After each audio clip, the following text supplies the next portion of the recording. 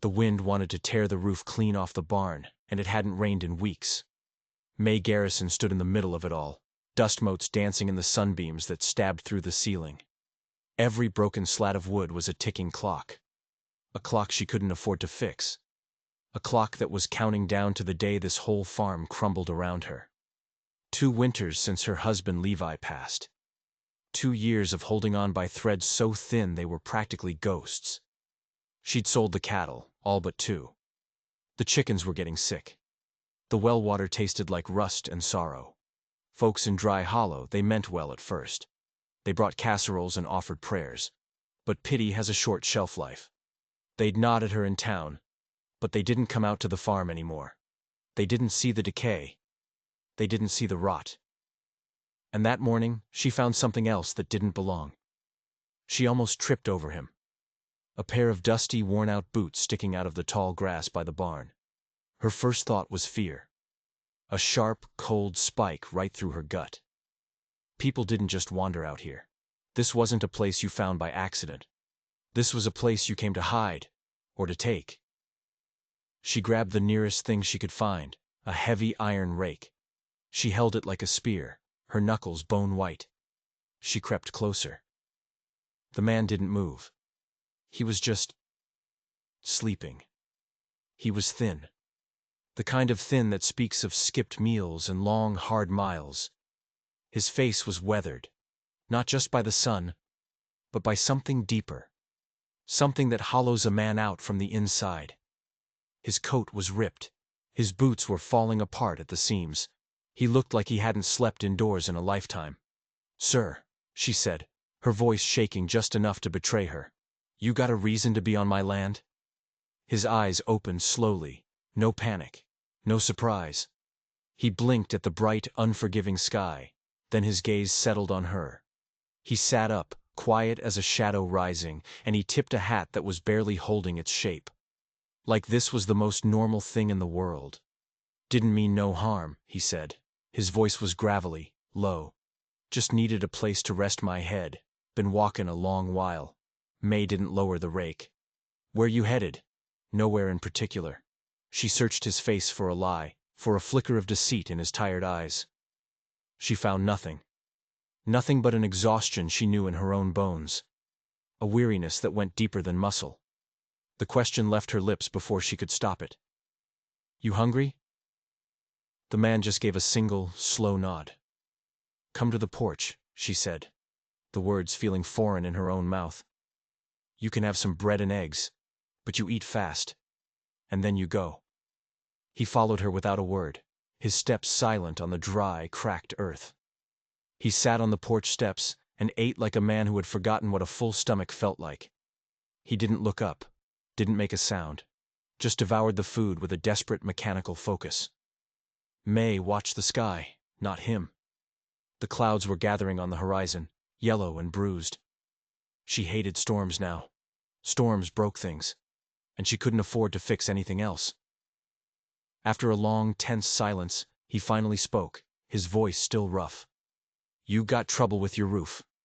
It wasn't a question. She glanced at him, a spark of annoyance flickering. "You a roofer?" "No," he said, his eyes fixed on the gaping holes in the barn. "But I can do the work." May hesitated.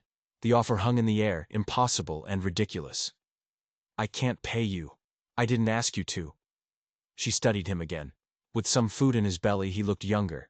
Not young, but less haunted. His eyes were dark, but they weren't cruel. There was a stillness about him that was unnerving. "Why?" she asked, the single word carrying the weight of all her suspicion. "Why would you fix something for a stranger?" He didn't answer right away. He just kept looking at the barn, at the brokenness of her life laid bare for the sky to see. Then he turned to her, and his voice was so quiet she almost missed it. "Sometimes," he said, "it just helps to fix something." That night, he slept in the barn. May gave him a single, threadbare blanket and left the door cracked open. Part of her hoped he'd be gone by morning. Part of her was terrified he would be. But he wasn't. When she stepped outside at dawn, the air crisp and cold, he was already up there, a silhouette against the rising sun, moving with a quiet, steady rhythm. He worked like he'd been born on a roof, his movements economical and sure. He didn't seem to notice the wind that was already starting to whip across the plains. He stayed up there all day.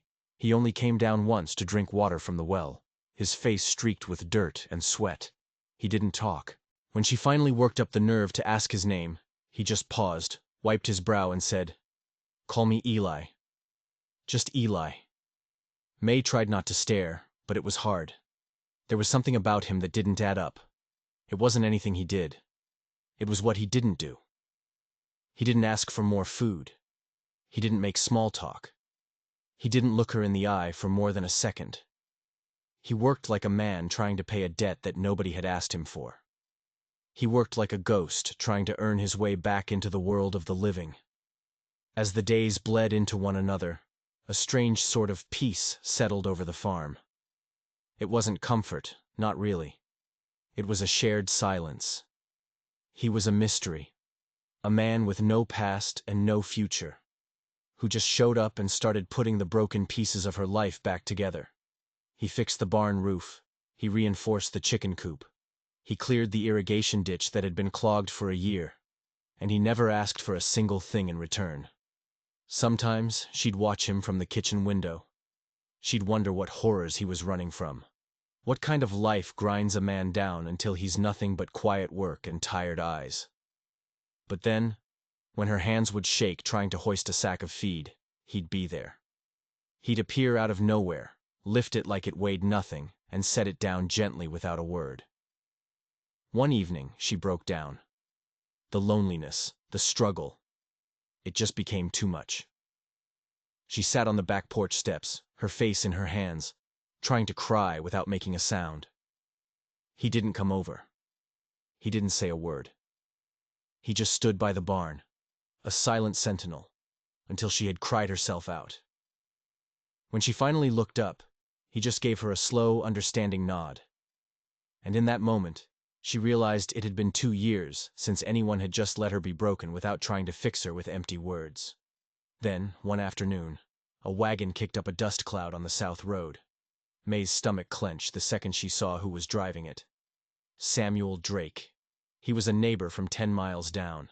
The kind of neighbor who never lent a hand, but always showed up to survey your misfortune.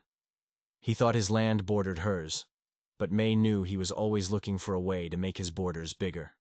He stepped down from his wagon, his boots crunching loud on the dirt.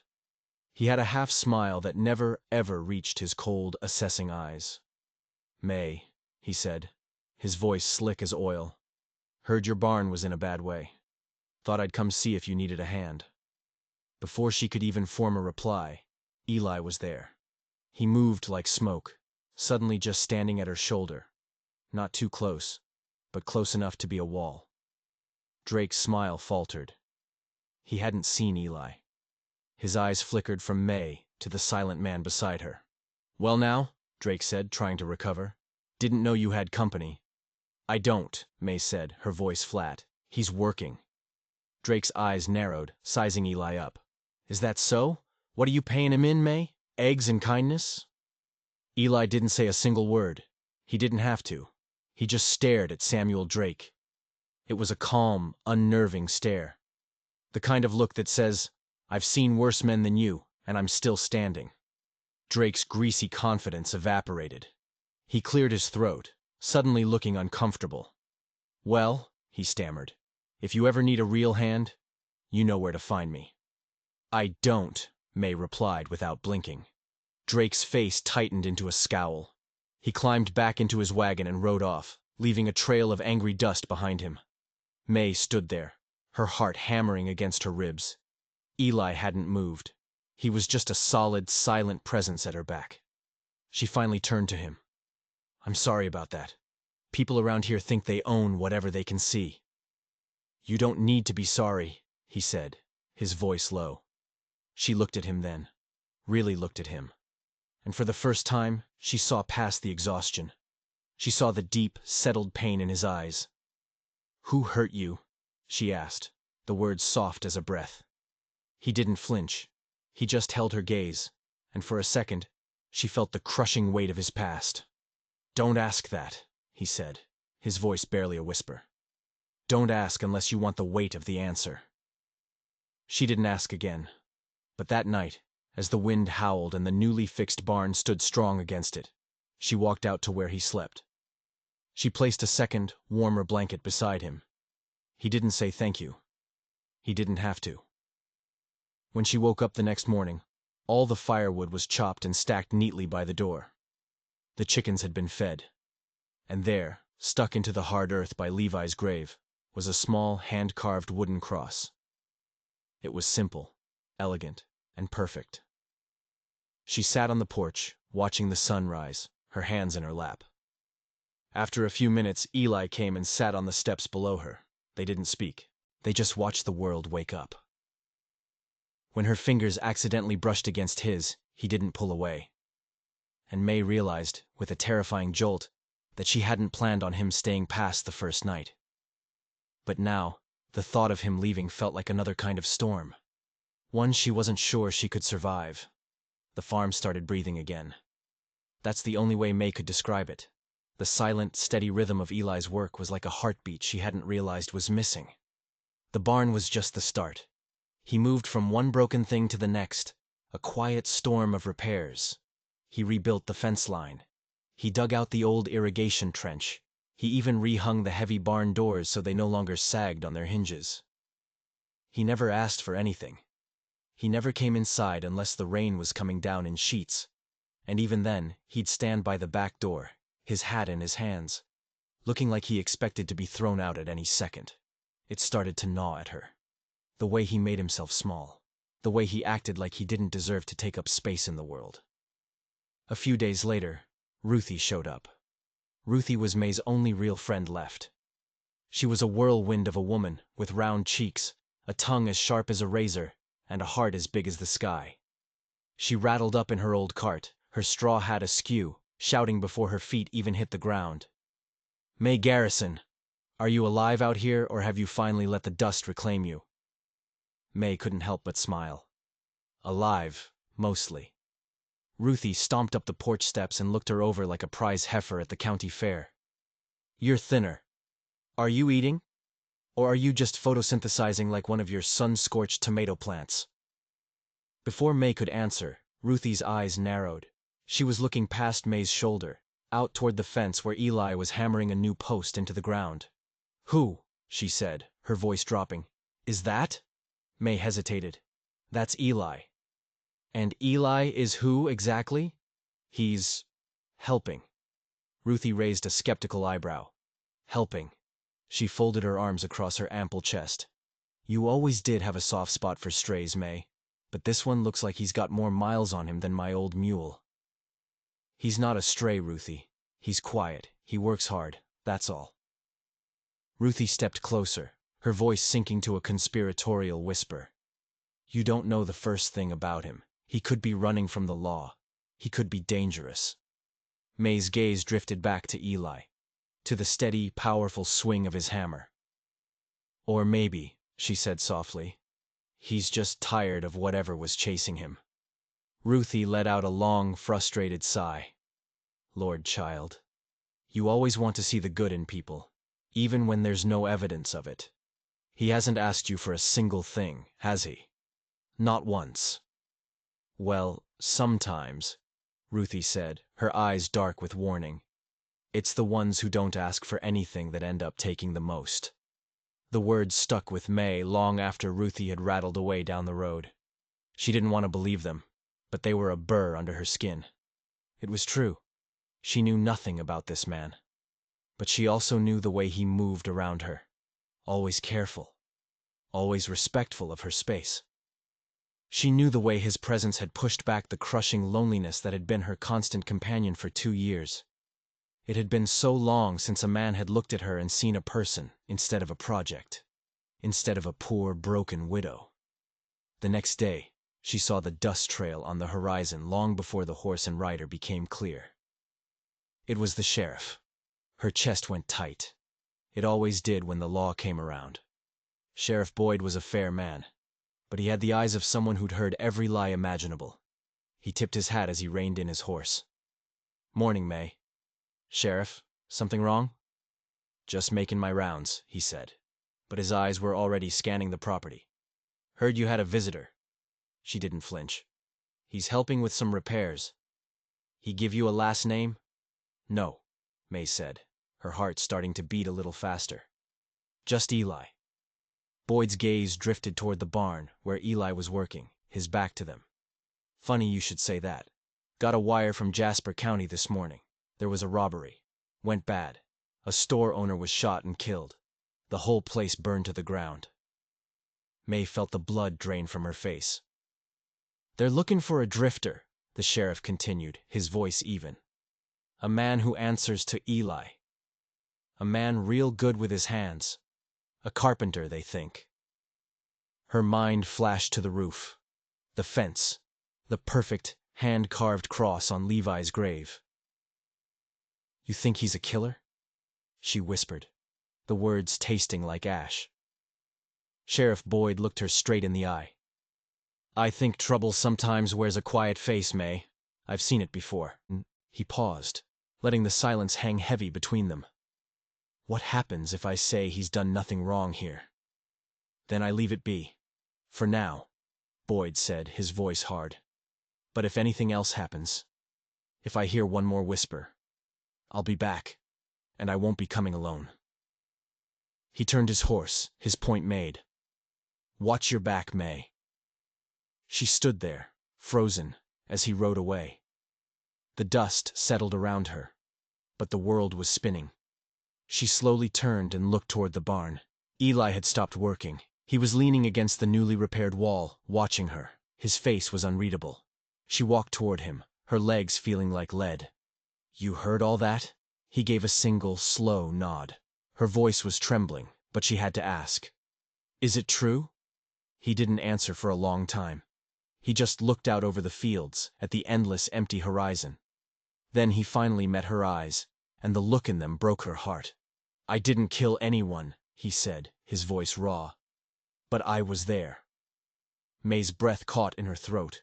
Every instinct, every warning from Ruthie, every ounce of common sense was screaming at her to run, to tell him to leave, to call the sheriff back, but she didn't. What happened? She asked, her voice barely a whisper. He looked away, his jaw tight. There was a man, a crew. They said it was easy money. I was hungry, May. I was desperate. I let myself get talked into something stupid.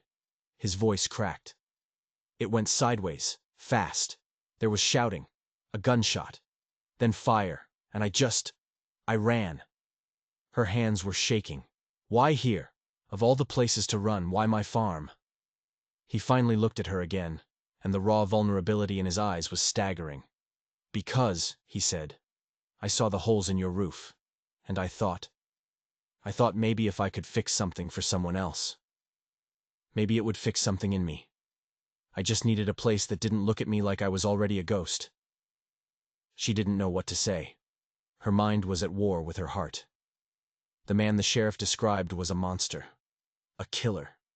But the man standing in front of her, the man who fixed her roof and stood guard while she cried, he was something else entirely. Ruthie thinks I'm a fool for letting you stay, she said, thinking out loud. She's probably right. A small, sad smile touched his lips. She probably is. But I don't want you to go, she whispered, the confession surprising them both. Not yet. That night they sat on the porch steps again. They didn't talk about Jasper County. They didn't talk about the sheriff. They just sat in the fading light, two broken people in a broken world. And for the first time, when his hand brushed against hers, he didn't pull away. He turned his palm up, and his fingers gently intertwined with hers. It was a small thing, a quiet thing, but it was real, and it scared her more than any ghost or any sheriff ever could. The farm settled into a new, fragile rhythm. The fear was still there, a low hum beneath the surface of their days, but something else was growing alongside it. Trust. It was a tentative, delicate thing, like the first green shoots after a long winter. May found herself waking up not with a sense of dread, but with a quiet anticipation. The sound of Eli chopping wood at dawn was no longer the sound of a stranger. It was the sound of a partner. He worked with a relentless, quiet energy, as if trying to physically rebuild his own soul by mending her world. He fixed the pump on the well. He patched the walls of the chicken coop. He even spent an entire afternoon patiently resetting the loose stones on the walkway to the porch. She found herself baking more. She'd leave fresh bread and a bowl of stew on the porch for him. And when she came back later, the plate would be clean, and there'd be a small, interesting-looking rock, or a wildflower she'd never seen before sitting in its place. It was a conversation held without words. One evening, she found him sitting under the big cottonwood tree, a piece of wood in his hands, and a small knife flashing in the fading light. He was whittling. His hands, which were so strong and capable when holding a hammer, were now moving with a surprising grace and delicacy. "You carve?" she asked, sitting down in the grass a few feet away from him. He shrugged, not looking up from his work. "Used to. Before." Before. The word hung in the air between them, full of unspoken history. She didn't press him. Instead, she said, "My father used to carve. He made me a little wooden horse when I was a girl. One of its legs was too short, so it always fell over." A tiny, fleeting smile touched Eli's lips. "Sounds like something I'd make." They sat in comfortable silence as the sun bled across the horizon. When he was finished, he stood up, brushed the wood shavings from his pants, and walked toward the barn. But he left the little carving sitting on the porch rail. It was a bird. A small, perfectly formed sparrow, its head cocked as if listening for a song. She picked it up. The wood was smooth and warm in her palm. It was the most beautiful thing she had held in years. That night, she put it on the small table beside her bed. As the days grew shorter and the air took on the crisp bite of autumn, they worked side by side, preparing for the lean months ahead. It wasn't much of a harvest. A few pumpkins, some hardy beans, a small crop of potatoes. But it was enough. It was hope, dug right out of the stubborn earth. One afternoon, a chicken got loose, and they spent the next 10 minutes chasing it around the yard. At one point, Eli tripped over a stray bucket and landed flat on his back in the dirt. May, expecting him to be angry or embarrassed, was shocked when he just laid there and started to laugh. It was a rough, rusty sound, as if the mechanism for it had long been forgotten. And then she was laughing too. A real, deep-bellied laugh that hurt her sides and made tears stream down her face. They sat there in the dirt, two fools laughing at a runaway chicken, and for a few minutes, there were no ghosts. There was no sheriff. There was just the sun on their faces and the shared, simple joy of being alive. That night, they stood on the porch, watching the stars ignite in the vast, dark sky. "Do you ever think about leaving?" she asked softly. "All the time," he answered, his voice quiet. He turned to look at her. "But then I look at you, and you're still here." She thought of all the times she had wanted to run, to sell the farm, to escape the memories, to be anyone else, anywhere else. But something always held her back. Stubbornness. Memory. The quiet, irrational hope that things could be different. "I never asked you what you want," she said. Eli looked back up at the sky. "I don't know anymore. Just not to be hunted. Not to be hated." She reached out and took his hand. "You're not here." He squeezed her fingers gently, a silent thank you. But the world doesn't always let you have your peace. The next day, Eli was down by the creek, hauling buckets of water back to the house. As he crested the small hill that overlooked the property, he froze. On the far ridge, a quarter-mile away, was a rider. A man on a dark horse, just sitting there. Watching. Eli's blood ran cold. He didn't say anything to May when he got back to the house. He didn't want to frighten her. But that evening, she saw him sitting on the porch steps, sharpening the small knife he always kept tucked in his boot. His movements were slow, deliberate, and deadly serious. A new kind of tension had entered their quiet world.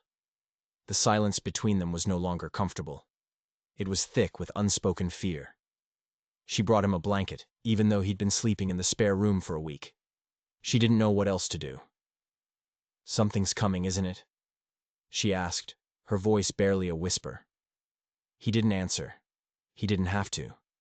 She could see it in the hard set of his jaw, in the way his eyes kept scanning the dark horizon. That night, they sat on the porch again. The little wooden sparrow was on the rail beside her. Their hands were folded together, a small anchor in a gathering storm. They were pretending that the past was done with them. But the past is never done. It's just waiting for the right moment to come and collect its debts. The shift was undeniable. The autumn air grew colder, but the chill that settled over the farm had nothing to do with the weather. Eli became a ghost again. He still worked. His hands still fixed the broken things around her, but his spirit had withdrawn. He was a tightly wound spring, his eyes constantly scanning the perimeter, his body rigid with a tension that never eased. He started sleeping in the barn again. He said it was because he didn't want to wake her with his pacing, but she knew the real reason. He was putting distance between them. He was preparing to run.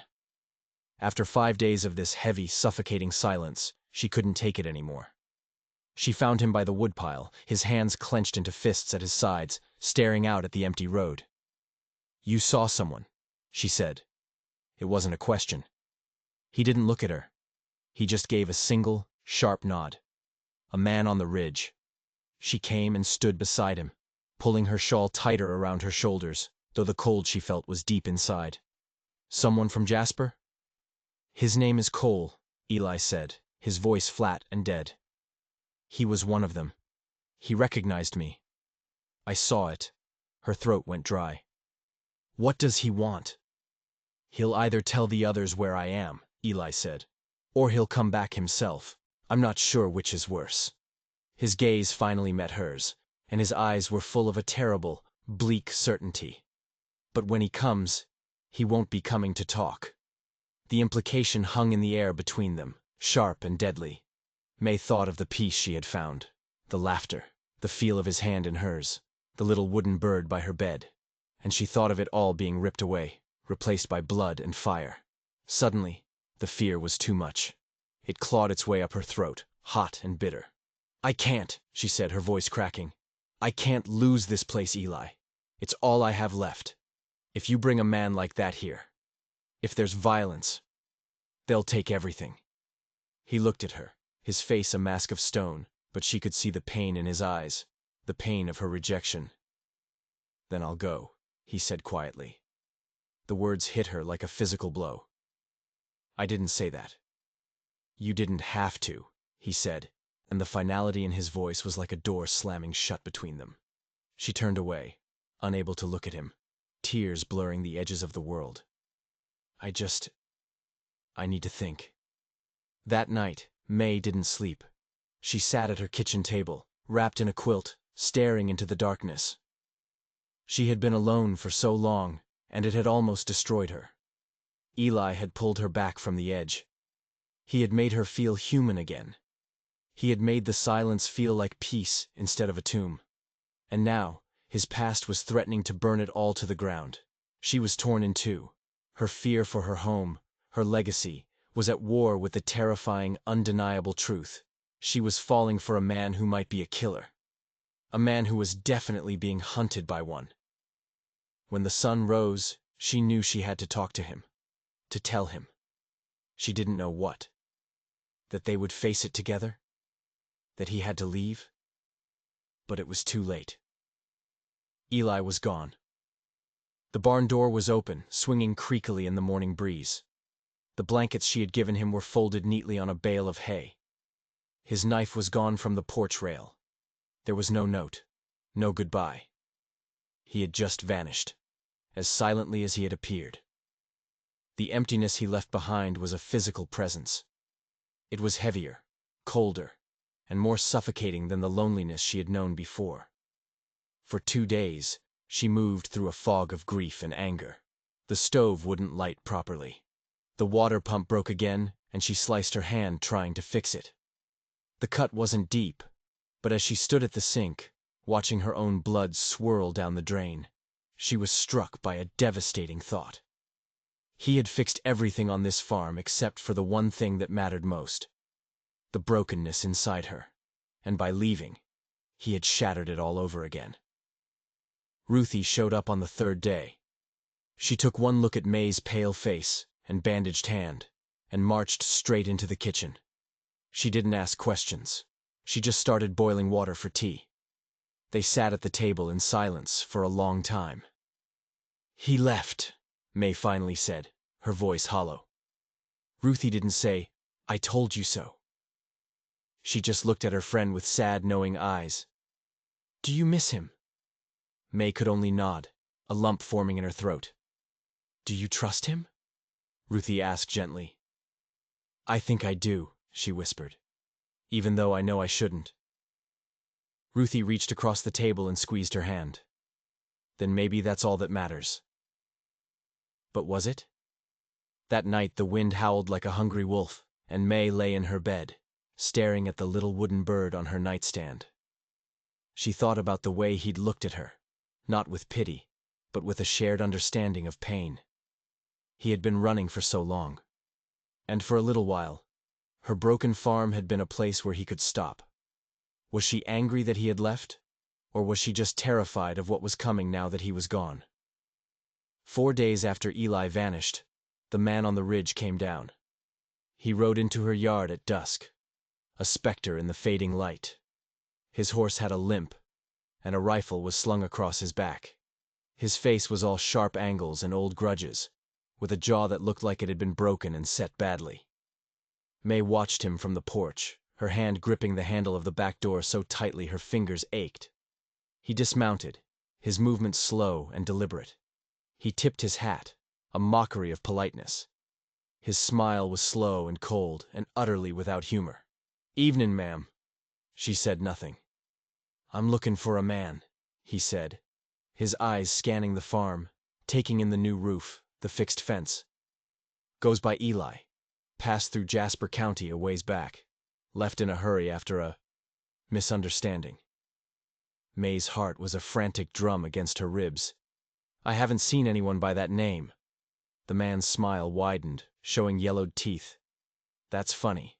Word is he's been holed up on a farm just like this one, fixin' roofs, carvin' little birds." He took a step closer to the porch, his eyes locking on hers. "Ring any bells?" "I said," she repeated, her voice shaking but firm, "I haven't seen him." His eyes narrowed into dangerous slits. "Well, if you do, you tell him Cole is still looking for him, and I always collect what I'm owed." He turned and walked back to his horse, moving with the unhurried confidence of a predator who knows its prey is trapped. He mounted up and rode away, disappearing back into the twilight. May didn't move until the sound of his horse's hooves had completely faded. Then she stumbled back inside, locked the door, and leaned against it, her body trembling uncontrollably. It wasn't Cole that scared her. It wasn't the rifle or the cold, dead look in his eyes. It was the realization that washed over her in that moment, cold and terrifying and absolute. She needed Eli. She had let this stranger, this ghost, carve out a space in her life, in her heart. And now, the silence he left behind was a wound that wouldn't stop bleeding. The next morning, she found it. Carved into the porch railing, right where she put her hand every single day, was a fresh mark. It was small, but unmistakable. It was a perfectly carved bird wing, a message, a threat, a promise that he would be back. She stared at it, her breath catching in her throat. This was the mark of the man from Jasper, the man the sheriff was looking for, and it was the same mark as the beautiful, perfect little bird sitting by her bed. Her world tilted on its axis. Had Eli been lying to her all along? Was he not just a witness, but a killer? Had Cole come here not as a predator, but as an instrument of justice? She stumbled back inside, her mind reeling. She didn't know what to believe. She didn't know who to trust. All she knew was that she had opened her home to a man who was either a terrified victim or a cold-blooded monster, and she had no idea which one was the truth. The rain started that night. A cold, relentless downpour that turned the farm into an island of mud and shadows. The wind hammered at the house, and every creak of the floorboards, every rattle of the window panes, sounded like footsteps. May sat in the dark, the wooden bird clutched in her hand, caught in an agony of indecision. Had she been a fool? Had her loneliness made her blind to the danger she'd invited into her life? It was close to midnight when she heard the knock. It was soft, hesitant. One rap, then another. The kind of knock that doesn't want to startle. She froze. Her heart leaped into her throat. It could be Cole, back to finish what he started. It could be the sheriff. Or it could be him. She lit the lamp, her hands shaking so badly it took 3 tries. She crept to the door and peered through a small crack in the curtains. It was Eli. He stood on her porch, soaked to the bone, rain plastering his hair to his skull. He wasn't looking at the door. He was just standing there, his head bowed against the storm, like a man waiting for a judgment he knew he deserved. She opened the door. His head snapped up, and their eyes met through the driving rain. His face was pale, his jaw tight. The storm in his eyes was wilder than the one raging around them. "You came back," she said, her voice flat, emotionless. "I shouldn't have," he rasped, his voice raw from the cold. "But I couldn't stay away." She didn't move from the doorway. She blocked his path, a small, fierce obstacle against the night. "You think showing up fixes anything? You ran. You left me here alone." He looked down at the muddy porch boards. "I know. I came back to tell you the truth. All of it. No more running." The silence between them was a chasm. The wind howled, trying to rip the words away. Finally, she stepped back. "Then come in," she said, her voice hard, "and tell it." He entered the house slowly, dripping rainwater onto the floor, looking like a stray who knew he didn't belong. The warm lamplight seemed to make him shrink. He stopped by the fireplace but didn't move toward the heat. He just stood there, his hat clutched in his hands, a man on the edge of a confession that could save him or condemn him. "The man's name was Daniel," he began, his voice low and strained. "He was my brother." May stared at him, speechless. The story she had prepared herself for, a story of robbery and greed, shattered into 1,000 pieces. Your brother?" He nodded, his eyes fixed on the fire. "Cole roped him into his crew. Promised him a big score, enough to get his family out of debt. But Daniel, he wasn't like them. He had a good heart. He got scared. He wanted out." Eli's voice grew thick with a grief so profound it seemed to suck the air out of the room.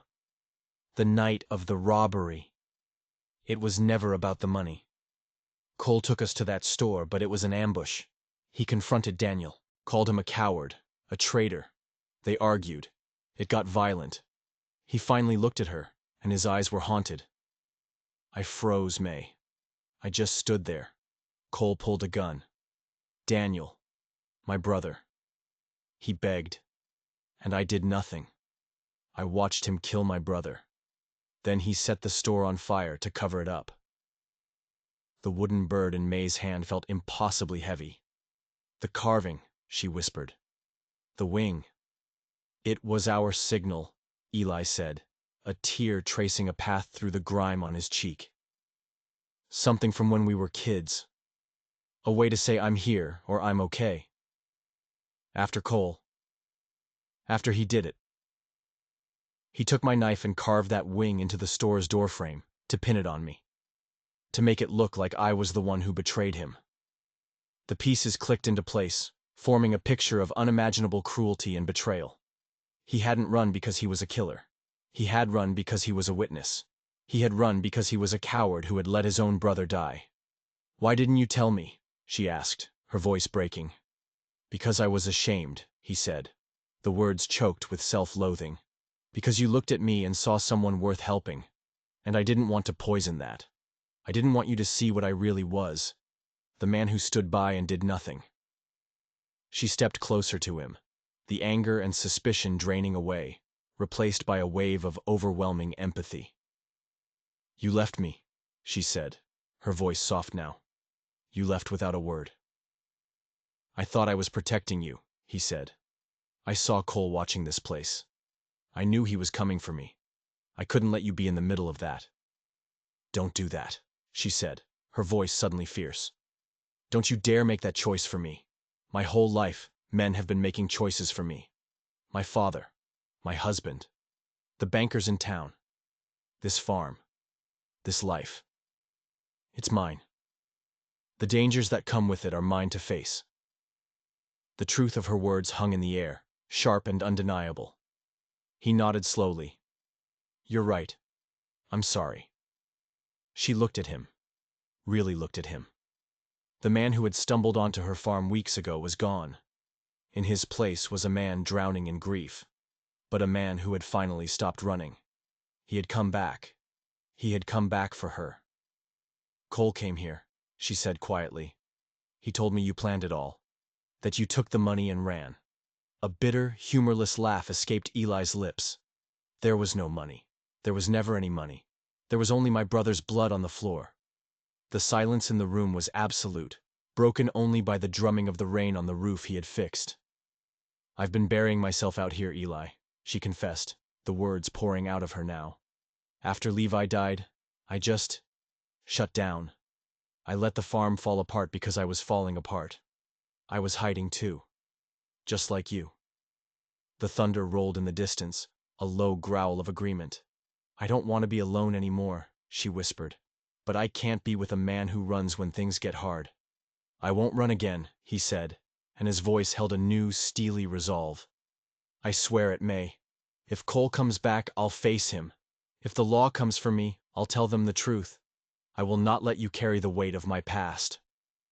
A long moment passed. The storm outside raged, but inside the small, warm house, a quiet calm was settling. Finally, May nodded. "Then stay," she said. "But not in the barn." His eyes met hers, full of a question he didn't dare ask. "Stay in the house," she said, her voice clear and strong. "If we're going to face this, we face it together." That night, Eli slept in the spare room. The storm battered the little farmhouse, but for the first time in years, the walls didn't feel thin and fragile. They felt strong. They felt like home. At sunrise, the rain had stopped. May woke to a steady, rhythmic sound. She went to the window and saw Eli outside, chopping firewood. The clean, sharp crack of the axe splitting the wood was the sound of a promise being kept. Later that day they rode into town. Together. May wore her hair in a simple braid, and she held her head high, ignoring the curious stares and whispered comments. Eli rode beside her, a quiet, solid presence. He wasn't hiding behind her anymore. He was standing with her. They walked into the sheriff's office. Sheriff Boyd looked up from his paperwork, his eyes widening in surprise when he saw them. Eli didn't hesitate. He walked to the desk and told him everything. The truth. About Daniel. About Cole. About the fire and the lie he'd been running from. He held nothing back. The sheriff listened, his face an unreadable mask, his fingers steepled under his chin. When Eli was finished, the office was silent. "So you're telling me," Boyd said slowly, "that this wasn't a robbery gone wrong. It was a murder." "Yes, sir," Eli said, his voice steady. "And you're the only witness." "Yes, sir." Sheriff Boyd leaned back in his chair, his eyes boring into Eli. "I'll have to wire Jasper. Confirm your story about your brother Daniel. If what you're saying is true, you're not a fugitive. You're the key to putting a killer behind bars." He paused, his gaze shifting to May. "But you understand, this puts a target on both your backs. A man like Cole. He won't go down easy." "We know," May said, her voice firm. "We'll be ready." On the ride back to the farm, the air felt different, lighter. A terrible weight had been lifted. The truth, as ugly as it was out. They weren't hiding in the shadows anymore. That night, as the sun set, casting long golden fingers of light across the fields, Eli took her hand. It wasn't hesitant or unsure like before. It was a firm, steady grip. A promise. "You're not the same man who showed up here a few weeks ago," May whispered, looking at the way the light caught the lines on his face.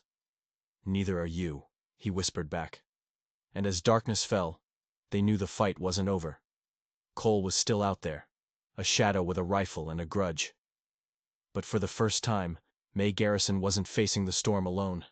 And this time, she had no intention of letting it break her. The waiting was the hardest part. Every sunrise brought a fresh wave of anxiety, a knot in May's stomach that didn't loosen until the sun went down again. They worked, keeping their hands and minds busy. They reinforced the locks on the doors and windows. Eli taught May how to load and fire the old rifle Levi had kept in the back of his closet. Her hands surprisingly steady, her eye clear. They didn't talk much about what was coming. They didn't have to. It was a constant, silent passenger in their lives. But in the quiet moments, something beautiful was happening. They were falling into a life together. He'd watch her as she kneaded bread, his expression soft. She'd find herself smiling as she watched him patiently mending a broken piece of tack. The ghosts of their pasts were still there, but they no longer filled every empty space. One afternoon, Ruthie rattled up the road, her face a mask of worry. She burst onto the porch without preamble. "The whole town is talking. They're saying you're harboring a murderer. Sheriff Boyd won't say a word, which is just making it worse." May calmly poured her friend a glass of water. "He's not a murderer, Ruthie. He's a witness. And he's my guest." Ruthie looked from May's calm face to Eli, who was standing quietly by the barn, giving them their space. She saw the new roof, the neat woodpile, the way the whole farm seemed to stand a little straighter. Then she looked back at her friend, and she saw a light in May's eyes that had been extinguished for 2 long years. Ruthie let out a long breath. "Lord, child, you're going to be the death of me." She took a gulp of water. "Fine. If you're staying, and he's staying, then I'm staying too." And just like that, she unhitched her mule, dragged a chair onto the porch, and sat down with a shotgun across her lap. May's eyes filled with tears. She wasn't just fighting for a man anymore. She was fighting for her home, her future, and the family she was building, one broken piece at a time. The wire from Jasper came 3 days later. A boy on a fast horse delivered it directly to the sheriff, who rode out to the farm immediately. "It's true," Boyd said, holding the telegraph paper in his hand. "Everything he said. Daniel was his brother, and Cole. Cole has a history, a long one. They want him for questioning, but they can't find him. He's gone to ground." A cold relief washed over May, quickly followed by a new spike of fear. Cole wasn't just a threat anymore. He was a cornered animal, and cornered animals were the most dangerous. "He'll come here," Eli said, his voice a low rumble. "This is where it ends." That night, the tension was unbearable. They sat at the kitchen table, the lamp casting long, dancing shadows on the walls. Eli was cleaning his knife, the rhythmic scrape of steel on stone filling the silence. May was staring at the little wooden bird in her hands. "I'm scared," she whispered, admitting it for the first time. Eli stopped what he was doing and reached across the table, his calloused hand covering hers. "I know, but we're not alone. Not anymore." They decided not to sleep. They kept watch, May in the house, Eli in the barn. The moon was a sliver in the sky, offering little light. Every rustle of leaves, every hoot of an owl, sent a jolt of adrenaline through them. The attack came just before dawn, in that gray, disorienting hour when the world is half asleep. It wasn't a direct assault. It was fire. May smelled the smoke first. She ran to the window and saw it. A horrifying orange glow. The barn was on fire. "Eli!" she screamed, grabbing the rifle and running for the door. She burst outside into a nightmare. Flames were already licking up the side of the barn, the dry, old wood catching like tinder. She could hear the terrified bellows of the 2 remaining cows trapped inside. Then she saw him. Cole. He was standing by the fence line, a torch in one hand, his rifle in the other. He had a wild, triumphant look on his face. "He's not in there, you know," Cole shouted over the roar of the fire. "He's smarter than that. But you're not. You're gonna watch it all burn just like he did." Suddenly, a shadow detached itself from the side of the house. Eli. He had circled around, using the fire as a distraction. He moved with a terrifying speed and silence, his knife clutched in his hand. He wasn't the quiet farmhand anymore. He was a man fighting for his life. For her life. "Cole!" he yelled, and Cole spun around, surprised. The two men faced each other, silhouettes against the blazing inferno. "Sparrow," Cole sneered. "Come to watch another fire? Or are you finally going to do something this time?" "This ends now," Eli said, his voice cold as steel. Cole raised his rifle. "You're right about that." A gunshot exploded in the pre-dawn quiet. But it didn't come from Cole's rifle. It came from the porch. Cole staggered back, clutching his shoulder, a look of pure shock on his face. He looked toward the house and saw May, standing there, Levi's old rifle pressed firmly against her shoulder, smoke curling from the barrel. She wasn't the broken widow anymore. She was a warrior defending her home. The momentary distraction was all Eli needed. He lunged, not with the knife, but with his body, tackling Cole to the ground. They rolled in the dirt, a desperate, brutal tangle of limbs. The rifle skittered away into the darkness. May ran from the porch, her heart pounding. She had to get to the cows. She unlatched the gate to their small pen, and the terrified animals bolted out, running blindly into the fields. Behind her, the fight continued. Cole was bigger, stronger, but Eli was faster, fueled by years of rage and grief. He finally got the upper hand, pinning Cole to the ground, his knife pressed against the man's throat. "You took everything from me," Eli grunted, his face inches from Cole's. "You took my brother." "He was weak," Cole spat, blood trickling from his lip. "Just like you." Eli's hand tightened on the knife. May watched, her breath held in her throat. This was it. The moment of truth. Would he become the monster Cole had always accused him of being? For a long, agonizing moment, he stared down at his brother's killer. Then, with a shuddering breath, he pulled the knife away. "No," Eli said, his voice shaking with the effort of his control. "I'm not like you." Just then, the sound of galloping hooves filled the air. Sheriff Boyd and two deputies thundered into the yard, their guns drawn. They had seen the fire from the road. They pulled a struggling, cursing Cole to his feet and slapped irons on his wrists. It was over. As the deputies dragged Cole away, Sheriff Boyd walked over to Eli and May, who were standing together, watching the barn burn, the flames lighting up the morning sky. "You two all right?" the sheriff asked. May nodded, leaning her head against Eli's shoulder. "We are now." Boyd looked at the burning barn, then at the two of them, their faces smudged with soot, their bodies trembling with exhaustion and relief. "That was a damn brave thing you did, May." "It's my home," she said simply. "I was just defending my home."